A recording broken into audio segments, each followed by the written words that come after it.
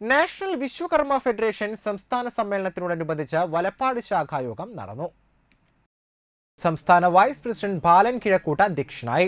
വിശ്വകർമ്മജർക്ക് ജനസംഖ്യാനുപാതികമായി ലഭിക്കേണ്ട ആനുകൂല്യങ്ങൾ ലഭിക്കുന്നില്ല എന്നും ഗവൺമെന്റ് വേണ്ട നടപടിയെടുക്കണമെന്നും യോഗത്തിൽ ആവശ്യപ്പെട്ടു. സംസ്ഥാന working president T P Sajeevan മുഖ്യപ്രഭാഷണം നടത്തി. ശാഖാ സെക്രട്ടറി ഹരിദാസൻ, ജില്ലാ ജോയിന്റ് സെക്രട്ടറി ശശി തൃപ്രയാർ, സജിത സതീഷ്, ശിവൻ മംഗലംപുളി, മാധവൻ വേണിക്കൽ എന്നിവർ സംസാരിച്ചു. ആവശ്യമായിട്ടുള്ള ഏതുവിധത്തിലുള്ള തൊഴിലുകളും വരുമാനങ്ങളും ഉണ്ടാക്കുന്നതിലേക്ക് വേണ്ടി ഈ സംഘടന നല്ല രീതിയിൽ പ്രവർത്തിക്കാൻ തയ്യാറായിട്ടിരിക്കുന്നു എന്നുള്ളതാണ് എനിക്ക് നിങ്ങളോട് ഇന്ന് പ്രഖ്യാപിക്കാനുള്ളത്, ആഹ്വാനം ചെയ്യാനുള്ളത്.